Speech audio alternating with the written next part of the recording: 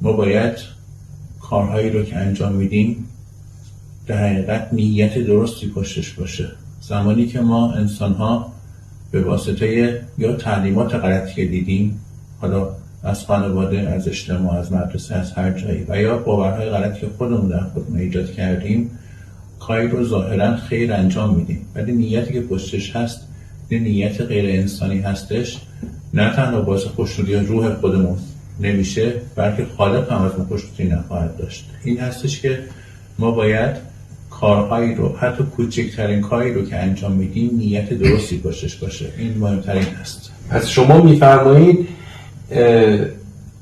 نیت غالب بر عمل هست، یعنی مهم نیست با چه عملی انجام میدیم، مهم اینه چه نیتی پشت اون عمل هست و در واقع اون نیت ما و انرژی نیت ما به سمت خالق میره. ببینید، هر انرژی به سمت خالق میره. برای اینکه شما فهمیدید که چجوری انرژی خالص‌تری رو بفرستیم که خالق از اون خوشنود باشه، راهش این هستش که نیت درستی باشه، اعمال باشه. یعنی هر کاری انجام میدیم حواسمون به نیتامون باشه. دقیقاً. نیت ما هم در حقیقت در ارتباط مستقیم با روح ما هستش. هر چقدر که روح ما در مرحله بالاتری قرار داشته باشه، میتونه به ما کمک کنه که نیات درستری پشت اعمالمون داشته باشیم و این هستش که در حقیقت متمایز میکنه روح ها رو از هم دیگه. درسته. در یکی از پستایی که من در پیج قرار دادم، یک خانومی که استاد هست روح برادرشون رو دیده بود بعد از 40 روز ارتباط که حالا برقرار شده بود، روح برادرش رو در اون حالت خلسه دیده بود. برادرش بهش گفته بود در طی این بازه زمانی یک سالن بزرگی رو نشون داده بود پر از پرونده. ایشون از روح برادرش پرسیده بود تو این 40 روز کجا بودی؟ ایشون گفته بود من داشتم تمام این سوالات رو پاسخ میدادم. و پرسیده بود اینا چی بوده که از تو پرسیدن؟ ایشون گفته بود تمام نیت هایی که ما در زمین داریم در دنیای پس از مرگ به تک تک اونها باید پاسخ بدیم. نیت های خوب و نیت های بد که برای ما در دنیای بالاتر اون جایگاه روحی رو ایجاد میکنه برای رشد. پس شما هم این رو تایید میفرمایید. 100%. ببینید، مثال خیلی خیلی بارزش مثلا میتونه این باشه که یک نفر شاید از بود زمینیش پول زیادی نداشته باشه که مثلا بخواد به یک نفر کمک مالی بکنه در جهت حالا برطرف کردن نیازهای زمینیش، ولی میتونه با یک حرف درست که اصلا نیاز به پول زیادی هم نداره، اصلا مسیر زندگیشون رو عوض بکنه. حالا بیایم در نظر بگیریم که به فرضشون یه حرفی زده و مسیر زندگی ایشون هم عوض شده، ولی پشت این یک نیت غلطی خوابیده.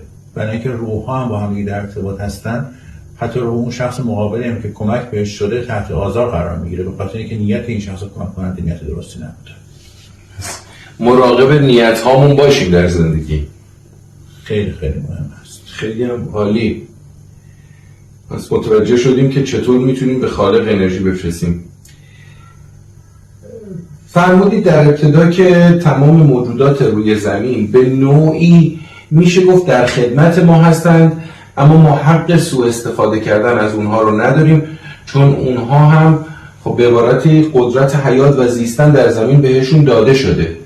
اما ما دو تا موضوع رو میخوایم اینجا بپرسیم. یک، ما انسان ها داریم به طبیعت خیانت میکنیم. ما انسان ها داریم طبیعت رو و انقراض نسلی در گیاهان و جانوران به وجود میاریم. ما داریم طبیعت رو، دریاها رو، رودخانه ها رو، اقیانوس ها رو آلوده میکنیم. ما با کارخونه هایی که میسازیم و دودی که تولید میکنیم، مواد سمی که ایجاد میکنیم، داریم آسمان رو آلوده میکنیم و این قطعا برای روح ما کارمای سنگینی به همراه خواهد داشت. درسته؟ چون داریم زمین رو نابود میکنیم در عصر جدید. ما اگر در نظر بگیریم که زمین یک امانت در نزد ما هست، باز هم در بود زمینیش خب وظیفه حفظ و نگهداری اون رو باید هرچه تمام‌تر داشته باشیم و در جهتش کوشا باشیم، همینطوری که وظیفه نگهداری جسممون رو که در اختیار ما هست به عنوان امانت باید داشته باشیم. حالا به فرض بگیم زمین هم یک جسم بسیار بزرگی هستش که در اختیار ما هست. این که داریم انسان‌ها طبیعت رو نابود میکنن، یک دلیل خیلی بزرگ و مهم پشتش است و خودخواهی انسان هست. انسان از اونجایی که خودش رو حالا طبق حتی آموزه‌های دینی که بعضیا دارن در کار زمین یا حتی آموزه‌های غیر دینی که از والدینشون گرفتن، خودشون رو در حقیقت برترین موجود روی زمین میدونن، اشرف مخلوقات میدونن، این در حقیقت باعث خودخواهیشون شده و یک سری نیازهای غیر واقعی ایجاد کردن که اصلا نه نیاز روح نه نیاز جسمه. به واسطه رسیدن به این نیازهای غیر واقعی که باز خودشون ایجاد کردن، به خودشون اجازه میدن که به همه چیز، دریا، کوه، بیابان، هر چیزی که فرمودید، آسیب بزنن، به حیوانات، به گیاهان. و این اصلش دو تا موضوع هست گسترگیری. یکی این که خودخواهی بشر هست، یکی هم نیازهای غیر واقعی که ایجاد کردن که خودشون رو توجیه بکنن. چند تا از این نیازهای غیر واقعی که ما انسان ها داریم و داریم طبیعت رو و زمین رو به نابودی میکشونیم رو میگی؟ مثلا چه چیزهای نیاز غیر واقعیه که داریم به طبیعت آسیب میزنیم؟ ببینید مثال خیلی واضحش پرخوری هستش. ما مثلا میتونیم با دریافت در حقیقت غذای کمتر ولی به شکل صحیحش نیازهای حالا مثلا بدنمون رو که برای سوخت و ساز و این مسائل زمینیش هست رو مرتفع بکنیم. آمدن یک سری برنامه‌ها چیدن که مثلا حتما باید فلان چیز در طول روز مصرف بشه، حتما مثلا فلان مقدار از مواد غذایی استفاده بشه.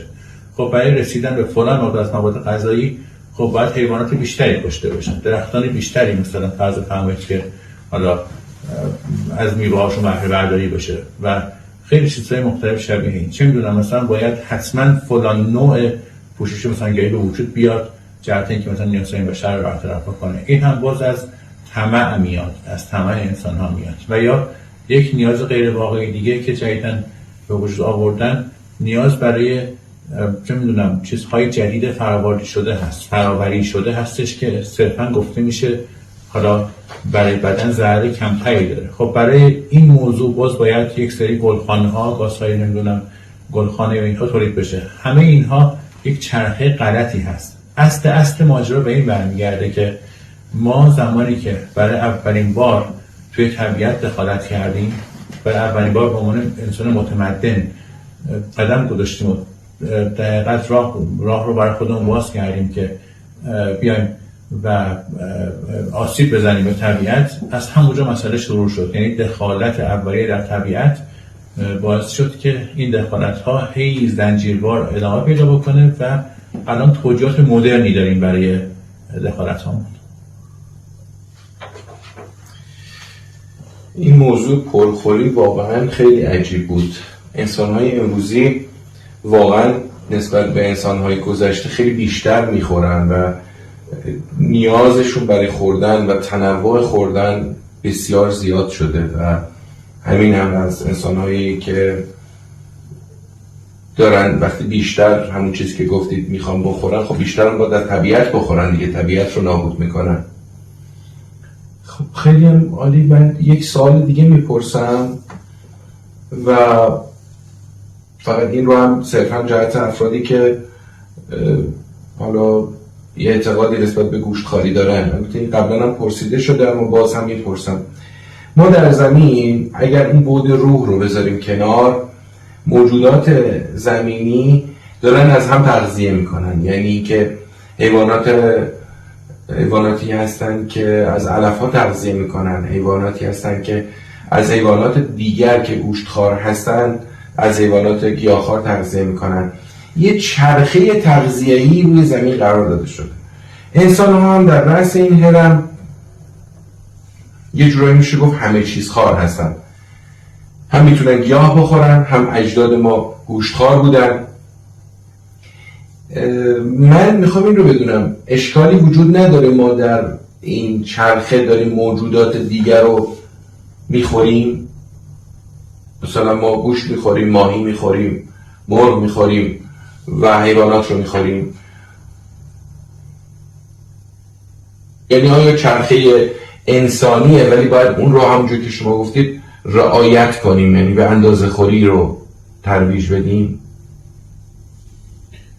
همه گیاهان، حیوانات که خلق شدن برای انسان خلق شدن، برای اینکه انسان بتونه در بعد فیزیکیش زندگی بکنه. حالا اون بحثی هم که روح در حقیقت نیاز داره که یک جسم داشته باشه که بتونه یک سری تجربه هایی که نیازش هست رو انجام بده. خب اون جسم برای زنده موندن و نگهداری روح نیاز به غذا و سوخت و ساز داره. درسته اینها باید استفاده بشن برای اینکه از سمت خدا آفریده شدن برای برطرف کردن نیازهای فیزیکی انسان، ولی این بحث زیاده از حد در حقیقت استفاده کردن ازشون اصلا پذیرفته نیست، برای اینکه انسان در حقیقت تنها موجود زنده‌ای در دنیا هست که در دنیای زمین هست که بیشتر از حد خودش در همه چیز قدم برمی‌داره، برای اینکه خودش رو یک خدا میدونه. خب البته که جزئی از خدا، همه ما جزئی از خدا هستیم، همه روح جزئی از خدا هستن، ولی باز هم اون اضافه دونستن و اضافه استفاده کردن اصلا پذیرفته نیست. یه جور طمع داریم دیگه، طمعی که ناشی از غرورمون و ناشی از اون خودخواهی عدم آگاهیمون هست. من یه شعری از یکی از شاعر بزرگ هست که میگه جز آدمیان هر آنچه هستند در شقه قانعی نشستند، به غیر از آدمیزاد تمام موجودات قانعن و به اندازه‌ای که نیازشونه میخورن. من به حیوانات گاهن در مسیرها، مسافرت‌ها و جای مختلف غذا میدم. پیش اومده به یک سگ غذا دادم و به اندازه‌ای که جا داشته خورده و بعد دیگه نخورده اون رو که جلوش انداختم رو. و خیلی جالب بوده. ما آدم‌ها به اندازه‌ای که نمیخوریم هیچ، ذخیره میکنیم برای روزها و ماه‌ها و سال‌هامون، چه از لحاظ کسب درآمد، ثروت و حالا موضوعاتی که هست. ببینید همه اینها هی داره ما رو، یعنی روح ما رو از اون مسیر طبیعیش دورتر و دورتر میکنه و اون چرخه‌ای که هست رو هی به تأخیر میندازه و بعداً شاکی میشن انسان ها که چرا یک سری مسائل براشون به وجود میاد. ما به فرض همون که بخوایم اضافه تر از اون حدی که نیاز داریم استفاده بکنیم، به نوعی توهین داریم به طبیعت میکنیم، به نوعی توهین داریم به حیوانات میکنیم و اون توهین به خود ما داره برمیگرده. برای همینه که در عصر جدید، عصر تکنولوژی، پیشرفت‌های انسانی رو باهاش داریم مواجه میشیم، اما عصر جدید عصریه که تقریبا میشه گفتش که انسانیت، صداقت، شرافت و وجدان خیلی داره زیر پا لگدمال میشه. زیر پا لگدمال میشه به دلیل اینکه از خودمون دور شدیم و روحمون رو اصلا یک مسئله که وجود داره این هستش که به واسطه تبلیغاتی که داره انجام میشه و به واسطه حالا اهدافی که پشت این تبلیغات و کجایی که پشت این تبلیغات هست، همه چیز رو در حقیقت در مقیاس عقل میسنجیم و آن چیزی که در مقیاس عقل نگنجه رو سریع میذاریم کنار، یعنی مخالف صلاح بشر میدونیم و مخالف صلاح روح میدونیم، در صورتی که اینطوری نیست. واقعیتش اینه که مسئله برعکسه. خیلی از دانشمندان رده بالا هم نمیتونن به خیلی از پاسخ‌ها برسن یا نخواستن که برسن. در چه اصلا این قیاس قشنگی نیست که ما صرفاً مرتکی به نظر دانشمندان که در قالب اثبات میاد بپردازیم. خیلی از مسائل اصلا در اون قالب نمیان و باز هم تاکید میشه که باید به قلبمون رجوع بکنیم برای پیدا کردن پاسخ‌های واقعی. درسته. در یکی از هیپنوتیزم ها که خب صدای اون هیپنوتیزم خراب شد و نتونستیم توی پیج بذاریم، شاید بعداً دوباره اون رو ضبط کنیم، یه نکته‌ای گفته شد که در زمین نیروهای تاریکی هم حضور دارند.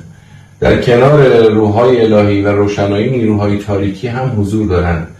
آیا این مسئله که انسان رو داره عقب نگه می‌داره از اون بحث تکاملش که به سمت خداوند بره، از جانب نیروهای تاریکی داره تحریکاتش صورت میگیره؟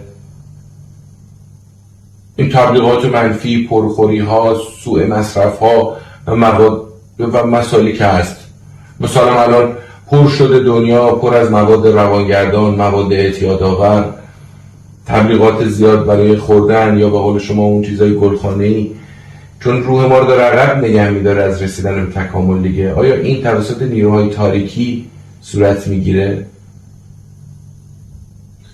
نیروهای تاریکی هم به نوعی خلق شدن که وجود هم دارن بدون شک در جهت آزمودن بعد فیزیکی انسان، یعنی چقدر انسان میتونه به اون واقعیت خودش برسه که نیروهای تاریکی نتونن در تصمیم گیری های زمینیش و در نتیجه تصمیم گیری های روحیش تاثیر منفی بذارن.